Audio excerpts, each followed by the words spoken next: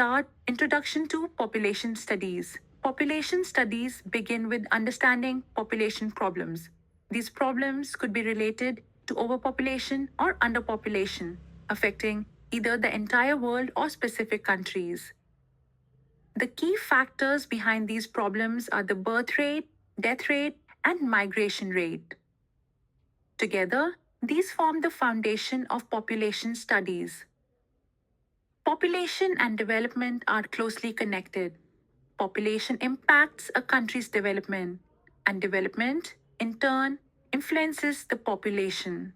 For example, when a country has a high birth rate, high death rate, or significant migration, it affects the country's resources, economic growth, and the quality of life of its people. In population studies, scientists investigate these issues.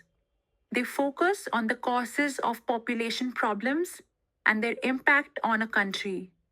This helps us understand how population challenges affect development and the use of national resources. Population studies combine ideas from different fields, making it an interdisciplinary and multidisciplinary subject. It's all about understanding the balance between population and development. Population studies help us make sense of the complex relationship between people, resources, and development. Next, let us talk about BUND, Evolution of Population Studies.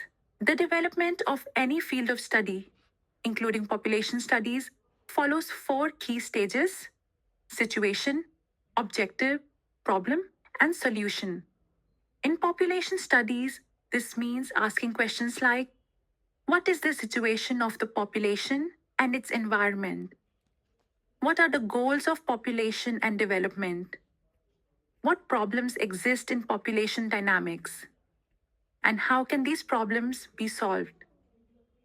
Curiosity about the size and characteristics of populations has existed for centuries.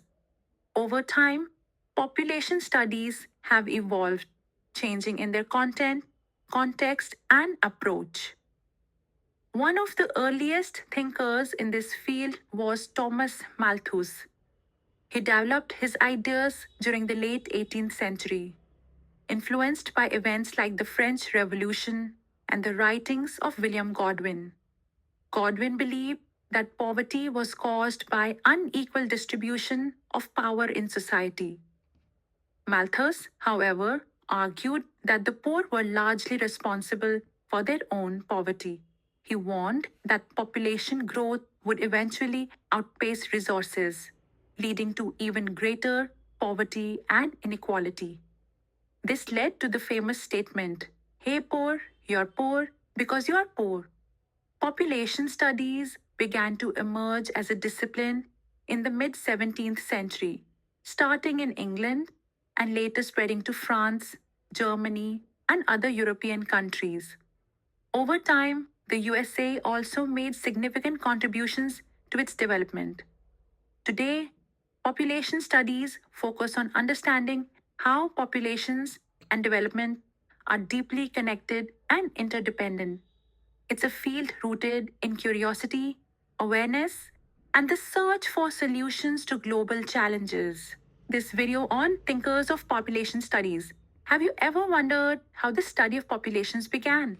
Population studies, also known as demography, is the scientific study of human populations.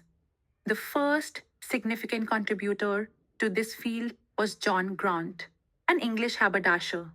Although Malthus is often remembered as a key figure, Grant is regarded as the father of population studies, or the father of demography. In 1662, Grant published a groundbreaking pamphlet called Natural and Political Observations upon the Bills of Mortality. This was the first systematic and empirical study of population data, and it marked the beginning of scientific population research. John Grant's contributions, the Bills of Mortality, were weekly reports on burials and christenings compiled by parish clerks in London from 1603 onwards. Grant meticulously analyzed these records from 1604 to 1661, studying a population of nearly 500,000 people in London and its surrounding areas. Grant emphasized quantitative analysis, focusing on mortality data and, to some extent, fertility and migration. He discovered key patterns: the biological phenomenon of more male births than female births, the fact that deaths exceeded births in London, while in rural areas, births outnumbered deaths.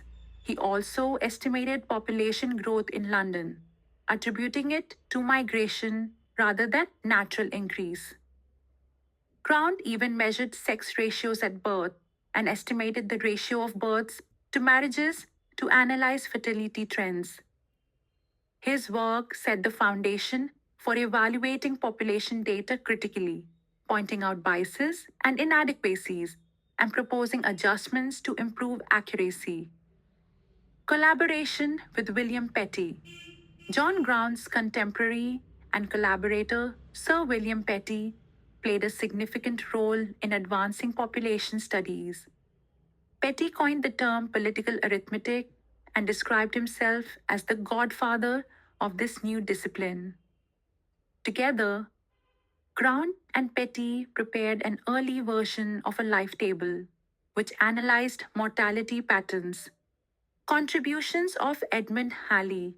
30 years after Grant's work, Edmund Halley, an English astronomer, furthered the field by constructing the first empirical life table in 1693.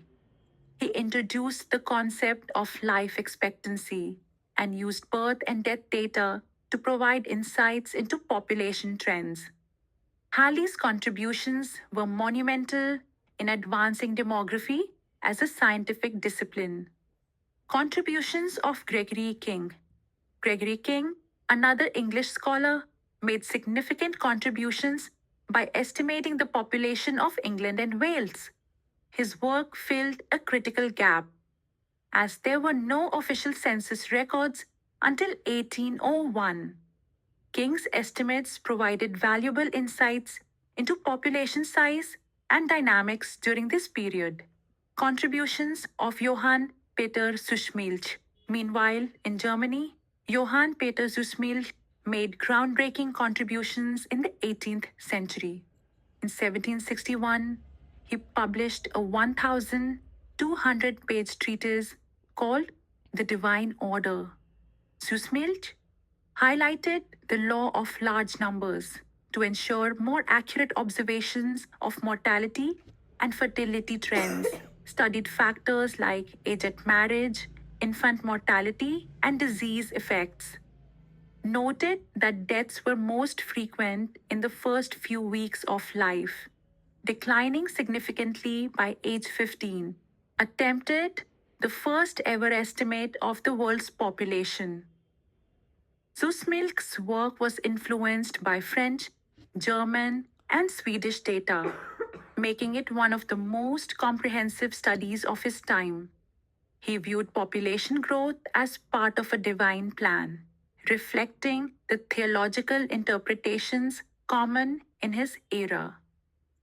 Focus on mortality studies in the 18th and 19th centuries. During the 18th and 19th centuries, most population research focused on mortality driven by two main factors: the growing importance of life insurance, which required precise mortality data, public health initiatives aimed at controlling epidemics and improving citizens' well being. Governments took responsibility for public health, leading to detailed mortality studies to evaluate the effectiveness of their programs. These efforts further advanced the field of population studies. The early thinkers of population studies, Grant, Petty, Halley, King, and Suschmilch, came from diverse backgrounds but shared a common goal: uncovering the hidden patterns of life and death through empirical observation. Their pioneering work laid the foundation for modern demography and population research. Malthus's idea on population growth and development, population thinkers of the 18th century explored the relationship between population growth and available resources, often concluding that unchecked population growth could surpass the capacity of resources needed to sustain it. Benjamin Franklin observed this phenomenon in 1755, and the Chinese writer Hong Liangqi noted the imbalance between the growth of population and subsistence means during the same period.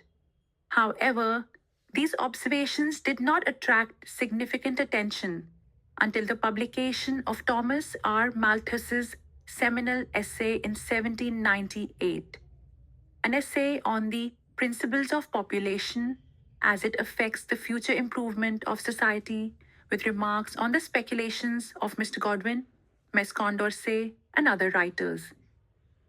This essay sparked widespread discussion and controversy, marking a pivotal moment in the history of population studies.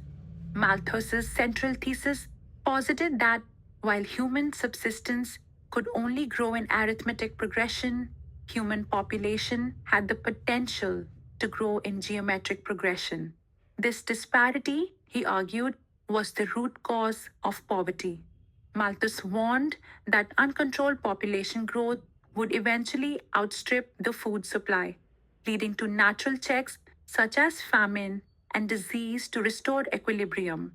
He asserted that human society is inherently imperfect, as population pressures and food shortages would perpetuate cycles of hardship and recovery, while technological advancements and agricultural innovations might temporarily mitigate food scarcity. Malthus emphasized that the intrinsic human drive to reproduce would ultimately lead back to overpopulation and renewed food shortages. Malthus made two key assumptions. One, food is essential for human survival, and two, humans have an inherent urge to multiply. He argued that population growth, if unchecked, would outpace the Earth's capacity to provide for it. Natural phenomena such as famine, disease, and starvation were described as positive checks to control population growth. Malthus also advocated for preventive checks, human interventions such as celibacy, delayed marriage, and birth control to curb population growth. One of Malthus's proposed solutions, moral restraint, was a universally applicable principle. He believed individuals should refrain from marriage until they could financially support a family and maintain celibacy until then. In his view, suffering caused by overpopulation was a necessary mechanism to instill virtues like hard work and moral behavior. Malthus's pragmatic perspective earned both criticism and praise. Critics, such as Karl Marx, argued that Malthus underestimated humanity's capacity for innovation in food production and population control. They highlighted the role of science and technology in mitigating food shortages and criticized Malthus's opposition to social, political, and economic reforms that did not address population growth. Malthus's ideas also had a profound influence on other fields, notably inspiring Charles Darwin and Alfred Wallace in developing the theory of natural selection. Darwin acknowledged that Malthus's work helped him understand the struggle for existence among species and the retention of favorable traits for survival. Despite the evolution of societal conditions, Malthus's theory retains relevance in discussions about population challenges in underdeveloped nations, where agrarian economies and limited resources exacerbate issues of overpopulation. Population studies, ideas of Margaret Sanger and Annie Besant. Margaret Sanger and Annie Besant were pioneers in the birth control movement, which sought to empower women by providing them with tools to control fertility. While the movement faced resistance, it became an essential aspect of feminist advocacy, particularly in improving women's lives and status. Sanger's contributions to population studies were deeply rooted in her personal experiences and observations. Born into a large family of 11 children, Sanger associated large families with poverty, unemployment, and societal struggles. These experiences inspired her advocacy for birth control as a means of improving women's health and economic independence. Sanger's activism began in the United States, where she founded the American Birth Control League, ABCL, and published works emphasizing the need for contraceptive education. Her efforts, however, were often controversial, particularly her association with eugenics. Sanger argued that controlling birth rates among those she deemed unfit was essential for societal progress, a perspective that remains highly contentious. Sanger's collaboration with British birth control advocate Marie Stopes further strengthened the global birth control movement. Stopes' own campaign in Britain was inspired by her discussions with Sanger and led to the dissemination of contraceptive information and devices. Despite societal opposition and legal challenges, both Sanger and Stopes made significant strides in promoting reproductive health and population control. Annie Besant, a prominent feminist and social reformer, also played a crucial role in advancing the birth control movement. Besant's advocacy for women's rights extended to issues of reproductive autonomy. She believed that providing women with the means to control fertility was essential for their liberation. However, her efforts, like those of Sanger, faced legal and societal opposition, as birth control was a highly controversial topic in her time. The work of Sanger, Besant, and other early feminists laid the foundation for modern discussions on population control and women's empowerment. While their contributions are celebrated, their legacies are also critically examined, particularly in light of ethical concerns surrounding eugenics and the intersection of population studies with social justice. 2.3.4 Mahatma Gandhi's Perspectives on Population and Family Planning. Mahatma Gandhi possessed an unparalleled ability to understand and connect with the masses, a quality that distinguished him from other leaders of his time. Despite his profound influence, Gandhi faced criticism from some neo Malthusian scholars and family planning advocates for his perceived negative stance on population issues. However, a closer examination of his philosophy reveals a more nuanced perspective. Gandhi envisioned smaller, healthier families for India and recognized that uncontrolled reproduction posed significant social challenges. He firmly believed in empowering women to make decisions regarding childbirth and encouraging couples to practice self restraint. Gandhi's commitment to gender justice and women's empowerment was a cornerstone of his philosophy. He advocated for women's autonomy in family planning, encouraging them to negotiate with their husbands to practice abstinence as a method of birth control. Despite his opposition to artificial contraceptives, Gandhi's writings and actions reflect his acknowledgement of the pressing need to address population growth. He frequently wrote about these issues in his publications, Young India and Navjivan, New Life, emphasizing celibacy as the most ethical form of birth control. Gandhi asserted, the society that has already become innovated through a variety of causes will become still further enervated by the adoption of artificial methods. This is the only noble and straight method of birth control. Gandhi, 1925, as cited in Prabhu, 1959, 5. Gandhi's moral stance significantly influenced the early discourse on family planning in India. The birth control initiatives launched in Bombay and Madras struggled to gain momentum, largely due to Gandhi's opposition to artificial contraceptive methods. Nevertheless, his leadership in the Indian National Congress and the freedom movement underscored the importance of addressing population growth through ethical means. Despite Gandhi's reservations, the women's movement in India, along with various voluntary organizations, continued to champion the use of artificial contraceptives. In 1935, the All India Women's Conference convened in Trivandrum, Kerala, to address the pressing issue of population control. The conference, attended by prominent figures such as Margaret Sanger, sparked vigorous debates. While Gandhi remained steadfast in his opposition, the conference ultimately passed a resolution supporting birth control for health and welfare reasons.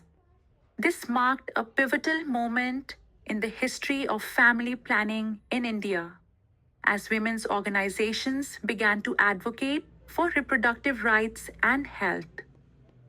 Although Gandhi's approach to population control was deeply rooted in his ethical and moral convictions, his contributions to the discourse laid the groundwork for subsequent debates on family planning in India. His advocacy for self restraint and women's empowerment continues to inspire discussions on the intersection of ethics, health, and population policies. Movement on population studies. Population studies began by focusing on two main factors: biological events, birth and death rates, and socio-economic processes like migration. In the early 20th century, Indian intellectuals exposed to Malthusian theories in England recognized the risks of population growth exceeding resources. India was often cited globally as an example of a population facing positive checks like wars, famines, and epidemics due to poverty and high birth rates. In 1929, inspired by these ideas, the Neo Malthusian League was formed in Madras, promoting birth control and artificial family planning methods. The League published the Madras Birth Control Bulletin and held discussions on fertility regulation. Population control remained a central concern throughout the 20th century, often discussed by elites like academics, politicians, and bureaucrats. Key figures Radhakamal Mukherjee was a pioneer in advocating scientific and humane approaches to population control. He organized the first Indian Population Conference in Lucknow in 1936, laying the groundwork for population studies and policy discussions in India. Government initiatives. The Indian government introduced various programs to stabilize population growth, focusing on contraceptives, education, and awareness campaigns. One notable example is the slogan Hum do, Hamare do, we too, ours too, which became popular during the 1980s to promote the concept of small families. Socioeconomic impacts of population dynamics. Population dynamics have profound socioeconomic impacts in India. Urbanization. Migration to cities creates pressure on infrastructure, leading to issues like slum development in cities such as Mumbai. Health. High birth rates strain healthcare systems, making it challenging to provide adequate resources for maternal and child health. Economic growth. Balanced population growth is crucial for maintaining a stable workforce and reducing unemployment. For instance, declining birth rates in developed countries like Germany have led to policies encouraging childbirth, a lesson for India to ensure sustainable growth. I truly appreciate you taking the time to explore this topic with me. If you have any questions or thoughts on the video, feel free to drop a comment down below. I'd love to hear from you and help clarify anything you're curious about. Don't forget to like the video if you found it helpful and subscribe for more insightful content on population studies. Stay tuned for the next video where we dive deeper into this fascinating field.